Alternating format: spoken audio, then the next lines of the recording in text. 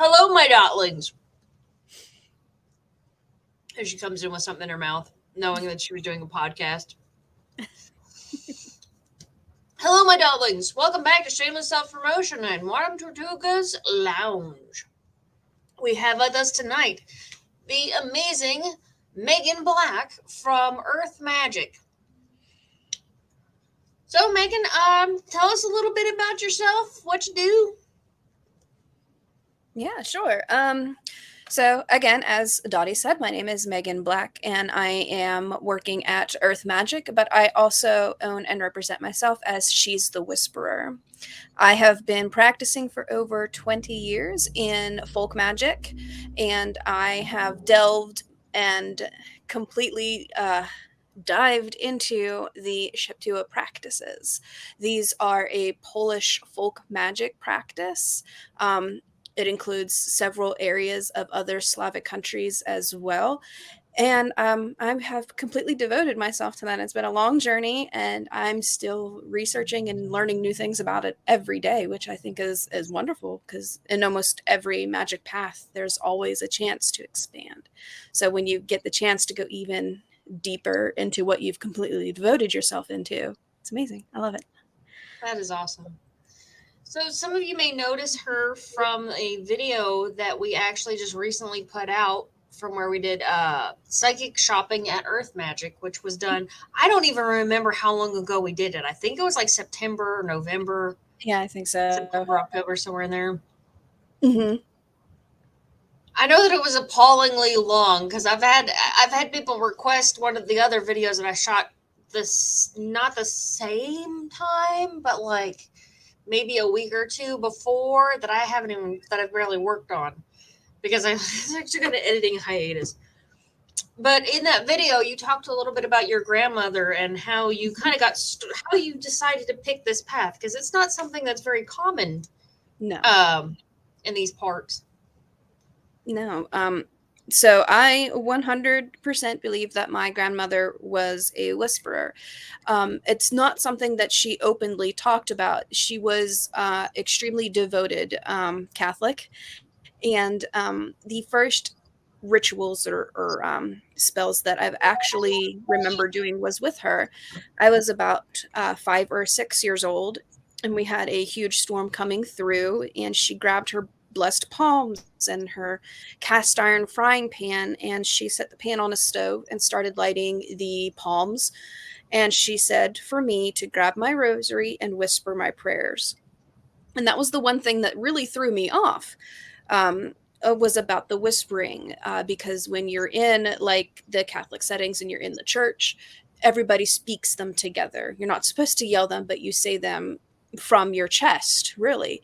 Right. And when she started saying that, I was a little bit put off because at that point, the only thing I've ever known was what the church was teaching me. And grandma said something different. So I just listened to her, and she said all of her prayers in Polish. I don't know what she said. I'm still learning Polish. Very little do I actually know. And it was amazing because when we were done saying our prayers, that huge black cloud that we seen coming our way just kind of like skirted around us in a way. And, at 5 or 6, I was completely blown away. Didn't really understand what I saw until much, much later. I think I would still be blown away. I mean, I've seen some pretty powerful witchery in my Yeah. day, and every time I do, even when it's my own, I'm still like, wow. Mm-hmm. Can't help but be just a little bit amazed. Yeah, and that's one of the memories that like I sort of lost until I started really deep diving into the research, and it's sort of like the more I read and the more I started learning about it, the more I started unlocking from my own memories, things that I forgot about.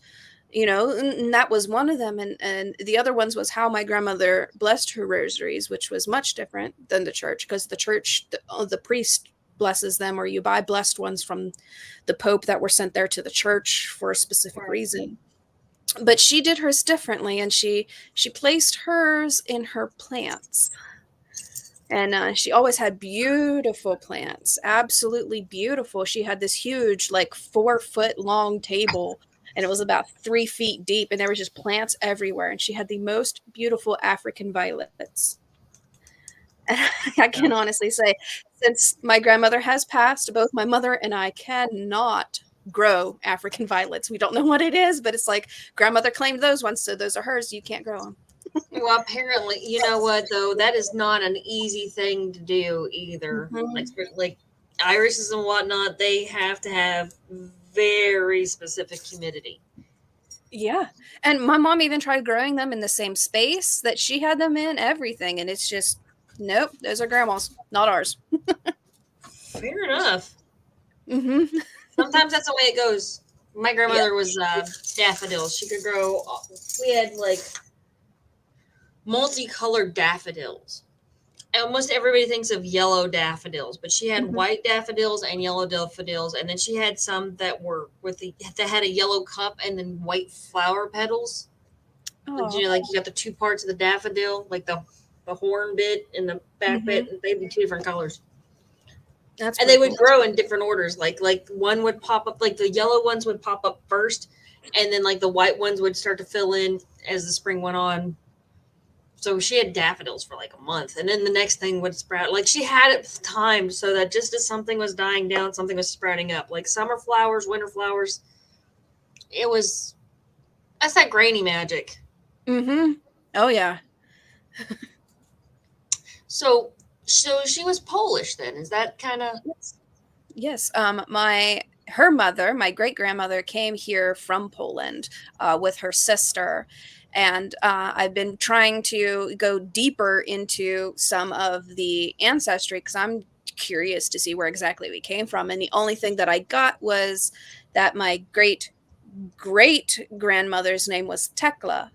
And somehow they ended up here in the United States, but I haven't found immigration documents for them yet. So, but it's there's a lot of Polish and Slovak and Czech in my mother's side of the family, because my grandfather, my mother's dad, was from formerly known as Czechoslovakia, and I did find the immigration reports from him, but I have nothing on his parents. Like nothing. Oh, wow. Well, yeah, if he immigrated, then yeah, they may have been lost in the last church fire. Yeah, and it's really hard because they just, if they couldn't spell or pronounce a name, they would just make one up, and that's made things difficult too. Because it's way on this form, and then on another form it's spelled a different way, and then I'm like, but which one's the real one? So very difficult. That sounds like a lot of work. That sounds like something that you're very passionate about. I know that. Yeah, it is.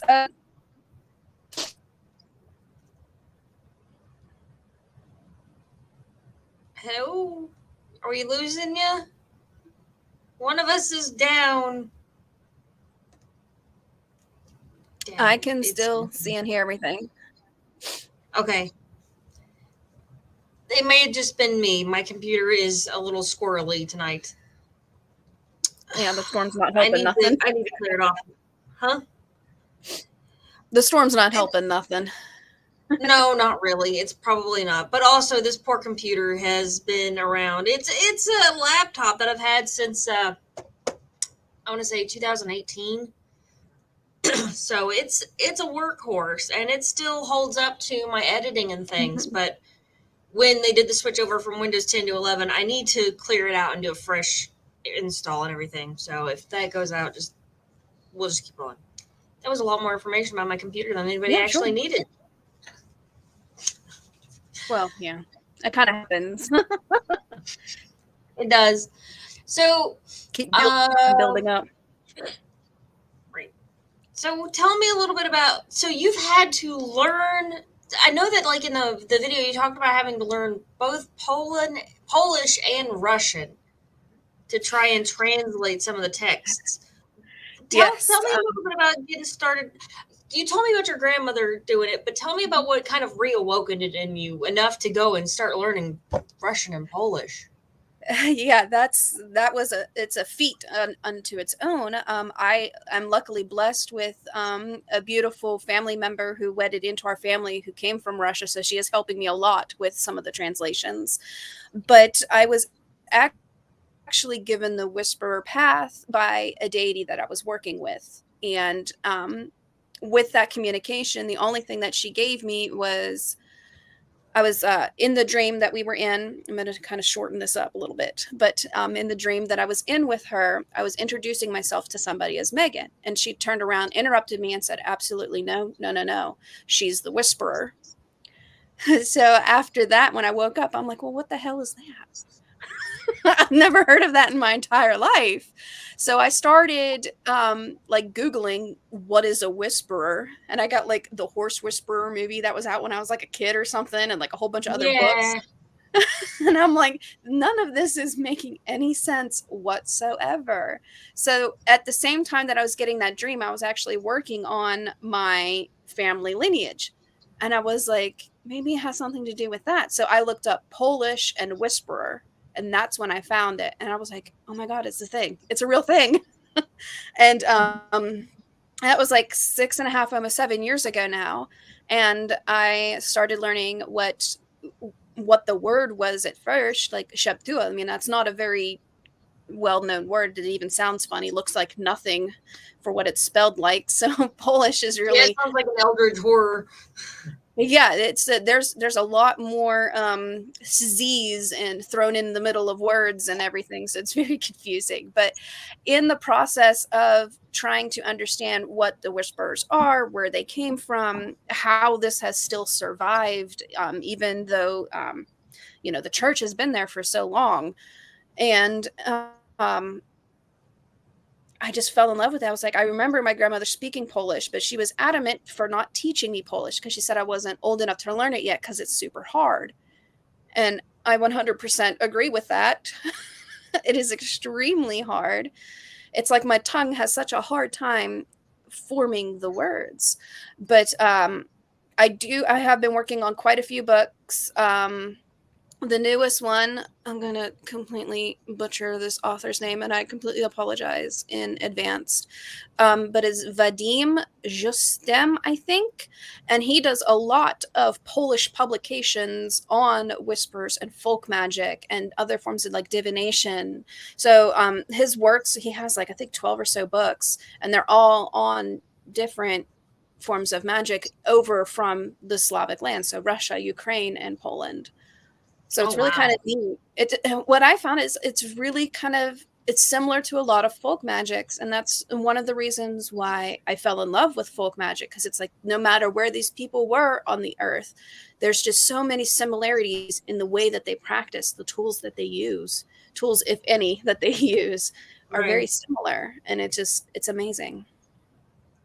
That is pretty interesting. I know that can be. So where tell me a little bit more about actually that is a really cool story. I love stories that start off with a dream, especially since I'm a dream interpreter. Hmm. Um tell me a little bit more about your personal practice. Like how I know you said that you've started translating. Weren't you going to do something with those translations? I know you were talking about possibly putting them all together. Yes, I am working on a book. I have sent it out to a publisher. I'm still waiting to hear back, but I'm working on a book that's basically going to turn itself into a manual for how to be a whisperer. Because the practice is sort of, well, dying. A lot of the time, people don't like to practice, what their mothers practice. They don't want to listen because most of the time, this path is sort of by word of mouth. You're taught by word of mouth. And um, I Right. wanted to change that. I really did, because there were so many things that like I wanted to ask of my grandmother, because I lost her when I was in like 6th grade. So I was still pretty young and I didn't have that chance to really like grow into Yeah. young woman to start learning those things. So I take what I've learned from my grandmother. I take what I've learned from the texts that I'm finding. I'm also working with other authors who have been working on their own Slavic paths, because we share information back and forth. Like, hey, I found this great resource. Maybe you can use it too. So have all those resources. And then the resources that I'm getting through meditations and divine downloads, if you wish to use that. I'm compiling all of that information into a sort of manual. That's cool. Mm-hmm. That is a labor of love. Yeah, it's daunting. Because when you're looking at like translations of other languages, it's not just translating a word. It's, you have to get the context around it, because it, like, the same word can be used in so many different things. Like the one for Russian, in one of the books that I found, it could either mean a conspiracy, like you think of like aliens and conspiracy theorists, or it could also mean a spell. And it depends on the other words surrounding the word of what that actually means. I'm not going to try to pronounce it because it would be nowhere near where it should be. But it's like those little contexts that I have to like reach out to people who do know the native language to be like, help me out with this one here, because this doesn't make sense. Right. Is this a colloquialism, or am I missing something special here? Yeah. I know the evolution of words can be like just entertaining in and of itself. Yeah, it is, especially with I've been using like Duolingo to help with the me learning Polish, and I tell you what, we just gotten into like the plurals of words, and like there's the ever so slightest change in pronunciation, like, but it makes no sense. Like, it's so hard to hear. It's like, and they speak so fast. Well, of course they're speaking fast. They know what they're saying. Goodness. And it's so hard to pick up on, but we're getting there. So it's kind of like when we put the S on the end, it's very subtle. Yeah. Is there a lot of different like sounds? Like, I know if you try to speak Spanish, they have a rolling R in their language. Are there different like sounds that you're not used to making? Like, yeah, I have noticed that when I try Polish pronunciations, that I have to like expand my throat forward in order to push the sounds out the way that they're meant to be spoken. I don't know if that's true for every Polish person, but I don't know if it's just my tongue. I'm growing up in the backwoods of Greene County and not having the shouting across the mountains. Yes.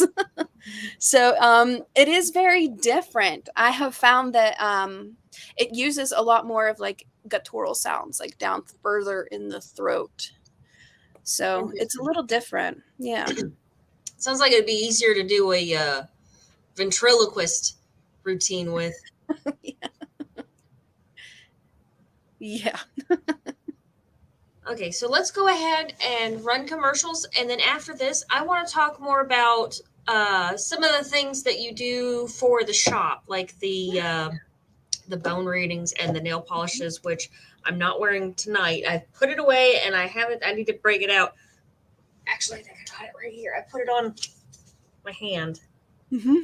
See that? So that I always have it around. So when we get back from the commercials, we'll talk more about that. Go ahead and roll that beautiful bean footage for me, Joe. Hi, I'm Dottie the Psychic, and I'm sure you're wondering why I'm not wearing any makeup. Well, one reason is to irritate my social media manager, Asen Knight. Hi, Asen. The other reason is because I like to get to the naked truth about what it means to be a neurodivergent LGBT person with psychic abilities. I've got vlogs, blogs, and podcasts and videos all related to trying to live my best life and helping witches and bitches do the same thing. So, you can check all that out and get a reading from Dottie the Psychic at DOTTIEthepsychic.com. Safe travel and much profit to you. Do you have a cute pet? We know you do. Each week, Tracy Vann chooses from submitted photos a featured reader for her Facebook page and provides a tarot reading. Your adorable pet cat, dog, rabbit, goat, chicken, snake, or more could be her next featured reader. Visit tracyvann.com, TracyBann.com, and click Featured Reader to submit. We look forward to seeing your pet next.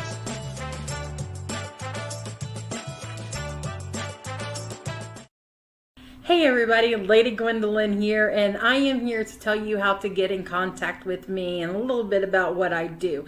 I am the High Priestess that works with shadow work to help you grow and heal. And I work with access bars, Reiki, I do power forms. I'm recently getting into crystal healing, sound therapy as well. So you can go to Lady Gwendolyn Healing, that is LadyGwendolynHealing.com. Book your appointment with me. I do in person, I do over the phone, I do over Zoom. We can do that as well. My main goal is to help you grow and heal, because I've been there, I'm still going through it, and I let my strength help guide you. See you soon. Hey everybody, Natalie here from The Pendulum's Path. If you are in need of guidance, direction, spiritual connection, healing, or more, you have come to the right place. I have worked as a psychic and a medium for over 3 years, connecting people from all over the world with their loved ones, giving them insight and guidance into their current situations, their past healings, their blockages, and what they need to know in order for them to have a better future. It would be my absolute honor if you would come to my website at www.thependulumspath.com. Visit my shop. I have a whole bunch of crystals, oils, balms, mystery boxes, and more. And visit my services. I offer 15-minute, 30-minute, and 60-minute sessions. I also have email readings available if you're not comfortable with the one-on-one session with me, or if you just want to try me out. I encourage you to come visit me at the Pendulum's Path, and let's get you back on the right track today. And we're back. Okay, so let me tell you this, folks. If you ever come to me and want to learn about a type of divination or something like that, I always love getting readings.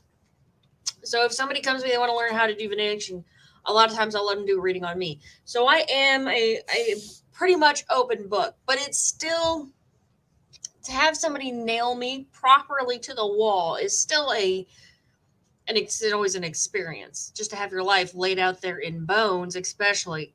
So let's talk a little bit about the bones first.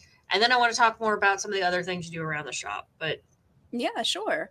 So I'm one of those weird people, I guess, who when they go out into the woods just on walks, nature walks and such, I always find bones in my path. So I literally have like jars and plates and bowls throughout my whole house with bones in them, because I feel like if they're there right in my path, then they're coming home with me. So that's what I do. I bring them home. And I usually like bless them. If we use them in something, I have some set up in like a chime. Like I have like a deer skull with like the horns and then bones underneath of it. So it makes like a wind chime. So cool. Yeah, it's really neat. And my husband actually surprised me when he was hunting one day, and he came across a longhorn skull.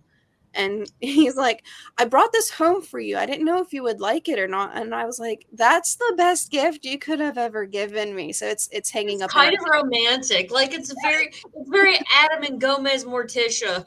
Yes, it is. So I was super excited to have that. But I started getting like so many bones everywhere. And I'm like, well, what am I supposed to do with these? So I was like, well, bones are connected, to the earth. They're part of a living being. And so I meditated with my ancestors because that's what felt right. So I meditated and I asked what I should be doing with those. So I got the image of them being thrown across the table. And I was like, okay, let's go with that. So I started doing the research and started learning the bone castings. And I've been attached to it ever since. I love it. There's nothing to me quite like having a bone reading. And I explain it to everybody as like a 3D reading, because if you get your pieces and they get stacked up upon layers, you have to read all of the layers in order to get down into the reading. So it's really interesting. Every throw of the bones is completely different from the next. There's nothing quite like it. I know that you read me to filth. That's part of why the actual reading I didn't include it in the video, and often I will, but I'm like, I got too much personal shit going on. I'm actually thinking it must have been back in like June or July that I was down there, because you brought up that I was ending a relationship, and that's about the time I found out that the guy I was with at the time, I found out that I was the other woman. Like, he wasn't cheating on me. I was the other woman. I just didn't know it. So, They don't lie, the bones. They don't. They hold nothing back. they do not pull punches. It was actually a fairly complicated set. Do you have it with you? You can kind of show it off a little bit. I do have it downstairs on my altar. I can go run and grab it if you wish. Tell you what, let's wait until the next round of commercials. When they pop up, you can bring them back up and we can talk more about those. Until then, let's talk about your nail polish, because that stuff packs a wallop. I know that. So I tried on the nail polish, and like the next event I went to actually made more money at that event than I had for a whole season. And that's part of why I painted my mannequin's nails with it. I've really thought about outlining, because I got this thing at Home Depot. Yeah. But it was so cool. I'm like, oh, and that nail polish, it's like a gold green color. So it really, really like complemented it. Oh yeah. Yeah, that's the Money Magic nail polish. I get so many compliments on that. So every bottle of nail polish that I make, not only is it vegan and 10 free, I'm allergic to everything, so I had to make sure that like I didn't put any nasty stuff in it so I could actually use my own product. That goes for the pigments as well. They're vegan and they don't have none of the nasty chemicals in them. All the glitters that I use are eco-friendly and biodegradable. But each one also goes in through their own ritual. And I actually have a surprise for you today, Dottie. Woo! I made this polish. Let's see if I could get the camera to pick this up. Inspired by you. This nail polish will go through its own little sort of ritual, and it will be imbued with heightening your psychic abilities. And I'm actually wearing it now. And it is a black color with beautiful holographic glitter. And I would like for you to name it for me. Starlight. I love it. I love it. That's perfect. It looks like the night sky. Uh-huh. It's either that or the witching hour. Which one do you think? Ooh, I like the witching hour. I like the witching hour. Well, now you got one. Now you've got an inspirational name for the next one, because I think that's definitely looks more like a witching hour, especially with it having the psychic kick to it. Yes, yes. So that will be actually up and ready in about 2 weeks. So by the it takes me usually about 2 weeks or longer, depending on the ritual needed. Once I create them, put them in the bottles, then they go through their ritual. The longest one I have is Leshy. And it is it's like a beautiful green, and it's got like this pink glitter in it. And it reminded me of like pink flowers on moss. And that one actually gets sent out into the woods and is blessed for a month by the Leshy. So I take out my nail polish and my offerings and I leave it out there for a month. Nice. Mm-hmm. So they have their all own little rituals. They have that magic put into them from the beginning. And it's kind of a weird thing, I think, for people to think of to be magic.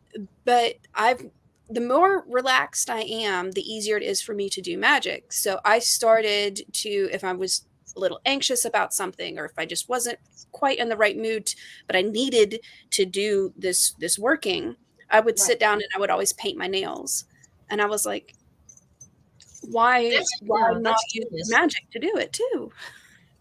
Honestly, that's genius. I never would have personally thought about it. Then again, I don't use a lot of tools to begin with. Like a lot of times, if you see me in full ritual, I'm not even wearing like my normal protective jewelry.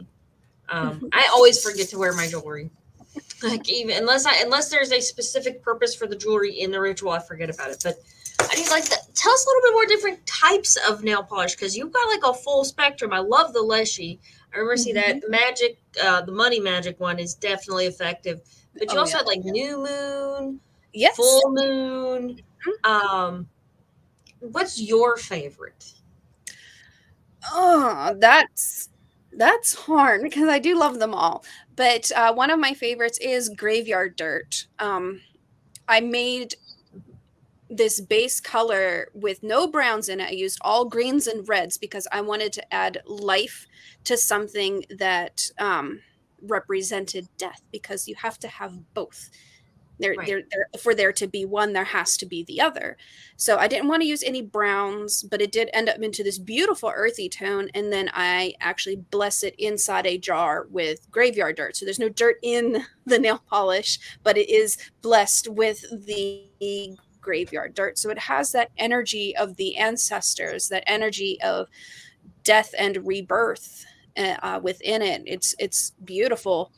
And then the other one that's a toss-up with graveyard dirt is hexed, and it's like a green black. It is to help you from being hexed or to help with workings such as hexes. So it kind of like raises that kind of aspect of energy.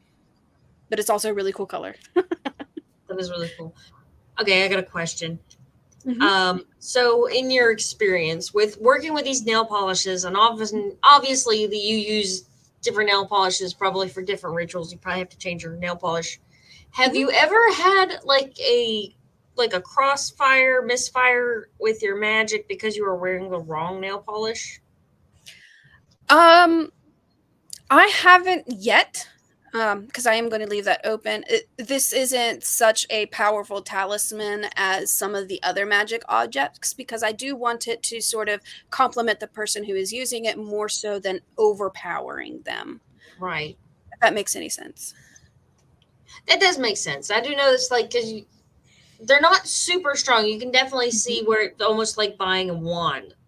Yeah. Like they have a natural power of their own, but it's like, the moment you pick up the right one, it's like suddenly turns into a copper top. Yeah. Keeps going and going and going. The Energizer Bunny. There are people alive today who have no idea who the Energizer Bunny is. And it shows. Yes. Okay. So, I do really like the nail polishes. I know that do you make any other arts and crafts for the shop or your business? Yeah, I have currently at the shop, I have a bone wand and has crystals on either end of it, and it was made using a deer leg bone. So I called it the Earth Witch's bone because it's got a tree agate as well as an amethyst, one on either end. And it has very earthy vibes to it, obviously from like the bones and the tree agate.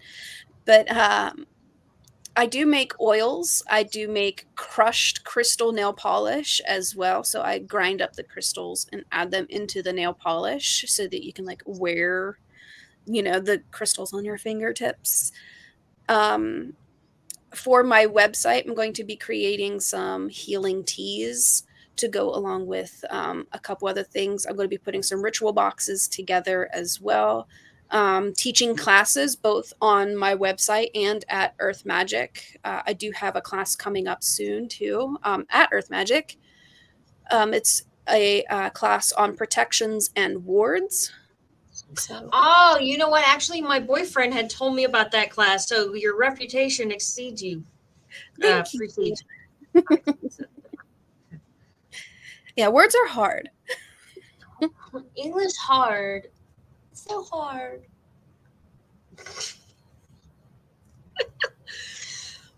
I'm sorry, folks. Somebody let me out of my cage today. It's not my fault. So yeah, tell me a little bit more about the classes. I know you said you were doing the one on protection and Protections and words. Yeah. yeah. And I hear from friends a lot because I have a few friends that like I mentor that come here with questions, like to my home with questions, and I usually like fill in the gaps and that sort of thing. And they're always like, well, everybody tells you to protect yourself towards your home, but not exactly how to do that or different ways to do so. So Right. that was kind of like my inspiration to put that class together. So you can teach people the ways that I would do things and maybe some ways that you can change it to make your own. The bone wind chime that I mentioned earlier is a ward for my house. Like I made that in order to help create a ward for my home. You know, it does keep the neighbors at bay, doesn't it? It sure does, and I love it. See, it's working, folks. It is working. Yes. Yes. So it's a class on how to work with what you have in order to create the strongest wards. Because there are things that we can ward against, like nosy, crazy neighbors. And then there are things that we cannot ward against. So getting into the things that like we can just sort of like prepare ourselves to handle are two different things. Right. So, and I do talk about that Yeah. in, yes. If you're gonna do magic in your house, then you're eventually gonna get a creepy, weird thing in your house that just it's part of it's the nature of the beast. Even if you're a positive light worker, even if you do nothing but work with light, I don't know what it is. I don't know if it's projection of our own personal darkness sometimes that pops out and starts to take shape, or if it is just that because they are so common and like the low level spooks. Everybody has dealt with them. Mm-hmm. I tell people like in each individual case is going to have different outcomes for the reasons why, but one of the wards and protections that I actually talk about is a ward that you do on the physical ground that you live on. So this is not conducive to like apartment living or renting situations, but we own our home, we own the property. So I did like bless the property with this whole big huge ritual that I did, and I did it on a dark moon. I did it with using my blood and tying that into the land itself. And after literally the morning after I woke up and looking out through the side window, I could see in my neighbor's yard, like the fence line, my ground, the fence line, and then his ground. And right there, just on the other side of the fence, was in a fairy circle of mushrooms. And I was like, so it was bright enough for them to see me, but not so strong that like it's strong enough to keep them at bay. So I like to tell that one because if once you're tying yourself completely into your magics, things will see you. It's almost like it shines a light on, and everything is aware that you're there, whether it's good or bad or neutral or doesn't care. It will see you. And if you're not set up for wardings and if you're not protected in a way to keep that at bay, it will get in. It will get in. So. Yeah. And there are certain things that you can make friends with and certain things that you have to get rid of. Like, yes. Definitely. Yes. I do think that's funny though, because I don't usually, I'm a bad psychic. I don't usually put up a lot of wards. A lot of times I won't say provoke things, but I also don't care if they are provoked by my existence. Yeah. So I have been known to get some really fantastic creepy crawlies just every now and again. There was a string there where they were showing up, and I haven't seen them in a while. Like because I have started really heavily warding my space because of something else that was going on. But because I'm pretty sure another magical practitioner was starting to send stuff my way because I'm like, okay, well, this is obnoxious. I would rather just leave my door open so the spirits can come in and out as long as because my mom would help spirits from all across the county, but she never had to ward against another magical worker because she didn't announce herself, I, however, man, I tell you what, one of the weirdest things was not really that long ago. And I mean, as a magical practitioner, I'm sure you understand when I say that weird shit happens and you deal with it. But I had something crawl into the bed and touch me, like with too many hands. I'm like, there's too many hands and they're where they're not supposed to be. And I woke up and I felt myself throw this thing across the room. Like just whap. It was spectacular. So that's when I started actually putting up words. So we're hitting around the 40-minute mark. Let's go ahead and roll our second set of commercials. And why don't you bring that beautiful bone set so we can take a look at it? Will do. Okay, Joe, roll that beautiful bean footage.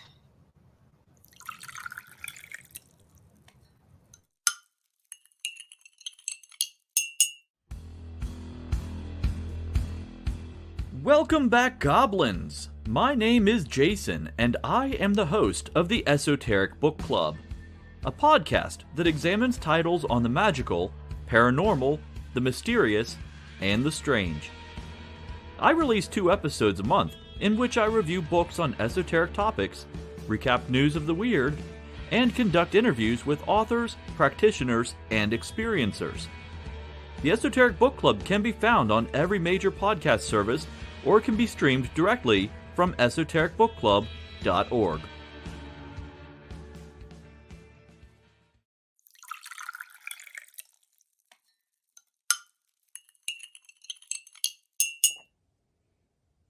Hi, I'm Tracy Van.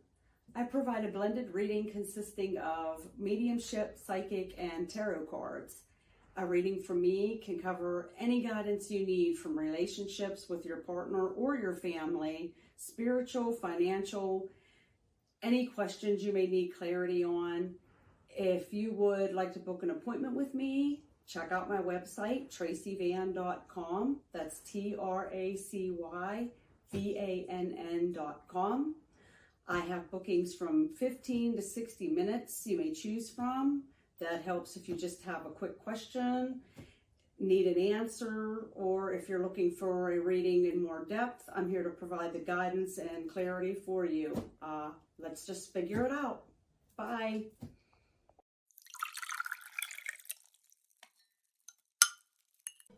Hi, Techie Joe here. I work with Ace and Knight, some of the best psychics in West Virginia, to create amazing live streams and podcasts for the Psychic Coffee Shop Network. Together, we brew up great content discussing news, events, hot topics, and more, all from a psychic perspective. On the Psychic Coffee Shop, we interview amazing authors in the metaphysical realm. Coffee and Tea combines ASIN with Tracy, Dottie, Natalie, or Lady Gwendolyn for the good and the bad of being a psychic. Shameless Self-Promotion with Dottie the Psychic talks to leading and emerging YouTubers and business owners in our community. Mountain Bears brings you the latest in LGBT news and politics. The Psychic That Plans answers the question of, well, how a psychic plans. Plus, we're live on air. We take your comments and your questions, including psychic advice questions. Check out our amazing programming, book an appointment with top psychics, and find out all the wonderful things we have to offer at PCSBnetwork.com today.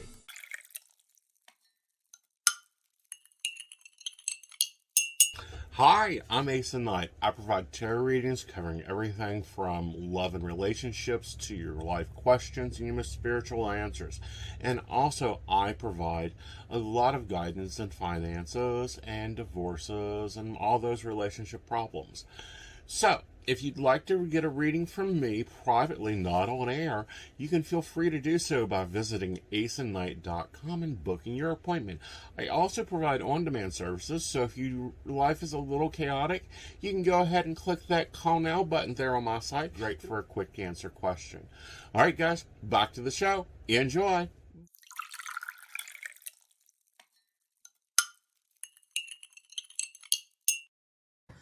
And we're back. Did you grab your bone set? I sure did. I also grabbed my nail polishes too, so we could look at the colors of the ones that we. So. Okay, yeah. Start with the nail. Let's finish up the nail polishes because then I want you to show off your bones. And then we gotta.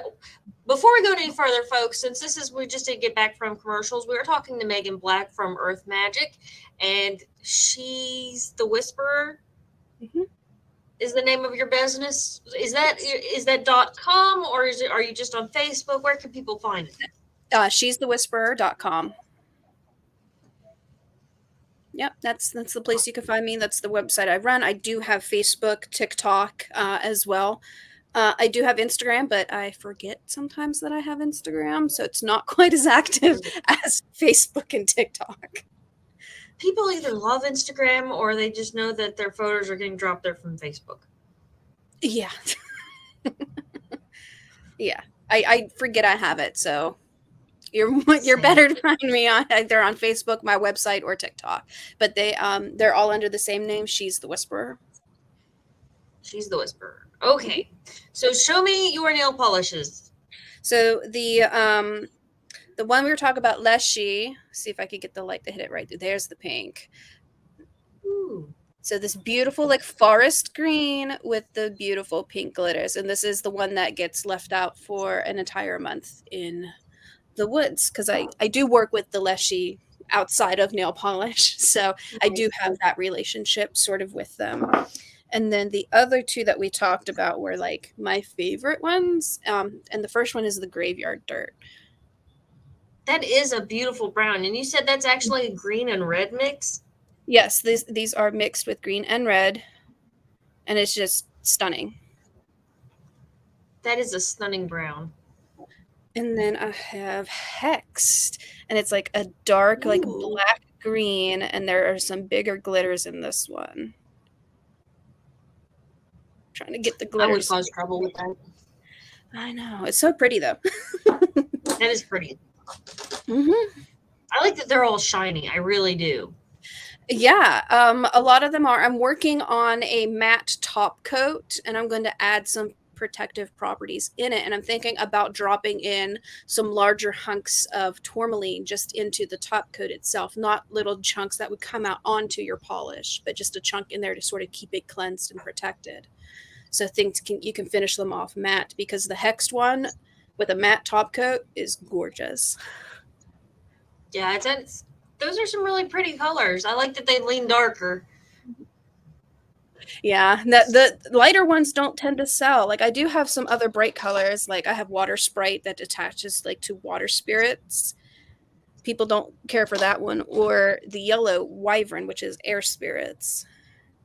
Those don't sell as quite nearly as much as other ones like Blood Magic, which is a super dark red. Of course, that one, dark red. I nearly bought that one. I'm like, I don't need to hurt myself. Yeah. That is asking for trouble. It sure is. It is. But those were the polishes that we were talking about. And then I do have my bone set. Yay!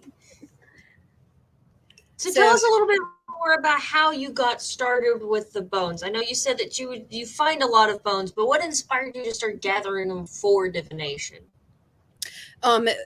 What inspired me was the conversation through meditation with my ancestors. When they showed me the image of just like the bones being tossed out across the floor, I was like, okay, kind of know where to go, kind of don't. So I was doing my research. And I started reading about other things that people throw. So there's not only bones that get thrown for divination. Excuse me. Some people use charms, which I have included in my bone set. There has been stories of Slavic women, especially, they would take out like their sewing needles, their thimbles, those little buttons that get left over. And you know how they like keep them all like usually in a tin, right? You think it's cookies, but you open it up and it's sewing stuff. So they would take that and they would grab a handful and throw it. And that would be like their form of divination. So I started grabbing some random things. I did end up ordering a few teeth and stuff that like I didn't have to complete my set. And I still say like my set's not complete yet, because there's always something that can come into your path that says, hey, I want to be added into that. I want to do that. I've been thinking about starting a what I call a living set of bones, where I would like give and take from it. You know, like if people gave me charms, I'd add them, or like, because they don't stay one thing. It's a living thing. It's almost like show us some of your favorite pieces. Like tell us a little bit about them. I can absolutely do that. So I have about 7 of these coyote bones in there. Is And that like a rib bone? these are like from their toes, I believe, like the lower parts of their legs for the coyotes. And I like these because I use them to sort of separate parts of my reading. But what's kind of neat was I had somebody who was planning to travel, and it was crazy because all of these bones lined up like in a road. And I Oh, took wow. that as what was in the road were things that he was going to experience sort of like along the way. And then there was these outlying forces, whether they were like friends and family or just bumps or whatever thing that could interfere with that path. So that's how I interpreted that reading. It's kind of why I like reading the bones so much. It's so different every time you read for somebody. It's not just, static, laying something out flat. The other one that I love a lot is this guy here. Is it a turtle jaw? That's not a turtle. What kind of jaw is that? This is a cat's jaw. And Oh, I found this while walking through the woods. And then the teeth. There are like a lot of people going, oh, the cat was already very dead. Yeah. The big, like the canine teeth here, I have in the set as well. This piece either says you're unprotected, where it's up like this, and if it is facing down, that means that you are protected. So that's like my protection piece. And Interesting. yeah, and one of the things that I like about it is that no matter who you get in contact with who does read the bones, they could have the same piece as you, but to them, it means something completely different. Yeah, I actually have a small bone set of my own that, because if you go back and watch, I did an osteomancy video. It's low production. I think it was one of the last videos I did using Windows Video Editor, the one that just comes with a computer. Mm-hmm. But I still have that set. I don't use it very often because it's a little more fragile and some of the pieces are really, really meaningful. But I've thought about starting a new one. I've actually thought about because I have a whole bunch of seashells here and sewing supplies, about starting like little make your own bone kits with the instruction manual and like a seashell and a bag. Like, go forth and find the bits. Yeah, like and it is, because when I was walking to the post office one day, found an acorn on the ground. It's now in my set. Like, you don't know when you're going to find it, where you're going to find it, or what it's actually going to mean for you. The next piece is this Herkimer diamond that I have. Ooh. And that is for what the universe wants you to focus on. That makes sense. Mm-hmm. I'm just glad your camera's focusing on it, because I can get my camera to focus on anything. Yeah, that was one job. Really worried about that. Another one of my favorite pieces was actually a gift from my grandmother when I was a kid. She has family that lives down in Maryland, and they come across pyrite all the time. And she brought me home a piece. So this is that's cool. Yeah, it's like they picked it up off the beach or something. I'm not sure. I just know that they're from Maryland. I know a crystal shop is definitely not something my grandmother would have wandered into. Not that there was that many around when she was that age anyway. But I don't know where she found it from, but I know she brought it home and she gave it to me. So this is the piece in my set that represents money. Pyrite, for being fool's gold, it does represent money pretty often. It sure does, yes. That's the acorn that I found at the post office. That's cool. Yep.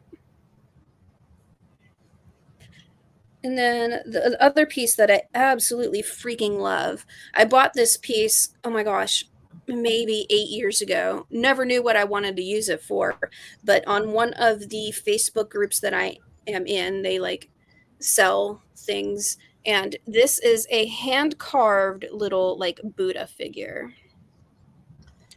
If I get my face That's out. really cool. So it was hand-carved by the Tibetan monks, and what they do is they sell these to sort of make money for their temples. So this is the That's piece that cool. represents the person that I'm giving the reading for. It's a very loved piece. And then I have like a whole bunch of other ones. So like every piece has a little story. Yes. And I think that that's what makes the readings really stand out, because it's not just like you're out, you just pick up something, oh, this works, that might work, that looks cool, I like that one, I like the way that looks. Each piece is there for like a reason. And Right. you can either like communicate and speak with the piece through meditation, or just dream work even too, to find out what they want to be used for, if they even want to be used. Right. So it's kind of like, it's very interesting to learn sort of like the personality. If you have like your tarot decks, each one has a different personality, different types of readings that they like to read for. And it's no different with the bones and the charms. I can't tell you how many readings where I have where a charm will just fly off and be like, I'm not part of this. Don't Right. count We me. gotta go track it down. Yeah. You have So to be very it's, careful when you toss her. So, one thing I do want to ask: if you were going to, if somebody were asking you about this type of divination, what kind of Mhm. advice would you give somebody who's thinking about starting their own set? I would say that and this comes from my personal experience, because I started this bone set without connection to my ancestors, and I can say that the readings were very different. Not that they were wrong or they were less accurate, but when I attached my set to my ancestors, something happened, and I don't know if that's the already deep connection that I have with my ancestors because of the work that I do, or if it was because of the connection of the bones themselves, because the bones sort of bridge that gap between life and death. I mean, it's the physical form of a being that's no longer here. Right. It could be either one of those two, the combination of them. But if you are going to get into this form of divination, I would definitely say step up your ancestor work or include them within it, because they can help a lot. It does change the feeling of the readings too. It's really kind of interesting. That is interesting. Mm-hmm. I do know that I will say this: if you're going to take up this particular form of divination, just make sure that the pieces you're putting in there don't degrade each other. Mm-hmm. Like, you're not going to want to put something fragile in a bigger piece set. Yes. And there are so many different ways to go about reading the bones. Like, I do mine a completely different way than some other people do. There are people who just have like these giant bags or pouches of like their bone sets, and they got like over 200 and some pieces, and they just grab a handful and throw that out. And mine, I keep in the jar, and I use the whole jar when I Yeah, you throw. like put yours out. And Yep, just dump them right out. They're aesthetically pleasing. I love bone sets because, like you said, you create your own bone set. There's Yes. only two ways to really learn how to do a bone set: by either picking it up and it is your bone set, or by inheriting it from somebody whose bone set it was. There's no way to commercialize it the way that tarot cards or even the runes. The runes are right there in the middle because there are a lot of people who can hand make them, and there's also plenty you can buy. But a bone set, you are not going to be finding that commercially. No, You may find it's parts of really it. hard. It is really hard. I mean, I've tried making a few sets, and I just sell them as like starter kits, and I only put like 5 things in them. But each one is Right. so different from the next, because you don't know what that person needs. You don't know that person's experiences. So how they're going to view the pieces that you put in there. It's so different. You really can't provide Yeah. everything for each person. And a lot of times it's like dream interpretation. One thing can be like a piece of snakeskin could be the devil for some people, or people have somebody who is a fear of snakes, that could be representative of fears and things like that. Somebody who's studied Egyptology is more likely to associate it with like earth magic and wealth, because in Egypt in order to have snakes, you had to have rats, and in order to have rats, you had to have enough grain. Mm-hmm. There's something you learned today. Yeah. Oh, thank you for coming on. It has been a pleasure having you. I can't believe an hour's already gone by. Yeah. I loved being here. It's so much fun. Yeah. It was so much fun. Make sure to share this out to your friends. Tell the audience one more time how they can get a hold of you. Yeah, sure. So to close things out, my name is Meghan Black. I work at Earth Magic in Morgantown, and I also run she'sthewhisperer.com. You can find me there. You can also find me on TikTok and Facebook with the same name, She's the Whisperer. Okay, well, thank you very much for being on. I would like to remind the viewers that this is Madame Tortuga's Lounge on YouTube. We will be moving this to the podcast. And then we've also got West Virginia Pagan Pride that we are working on. We are having a big meet and greet this Sunday, actually. I think we're going to try and make it to your class. And then when is the class? 19th. So 19th. the Never mind. class is the 19th. Class is the 19th. The Metro Valley Pagan Pride meet and greet is March 5th. That would be this Sunday. I'm sorry, y'all. I'm tired. It's been a long day. I'm trying to catch up on my schoolwork I've neglected for an extended period of time. We'll see if I survive. I'm sure you will. I'm sure I will too. Okay, so Metro Valley Pagan Pride. Don't forget to check me out on Facebook, Patreon, and of course, DOTTIE, thepsychic.com. Okay, so anything else you want to say? I think that's it. Thank you for having me. I did have a lot of fun, and I appreciate the shout out too. All right, awesome.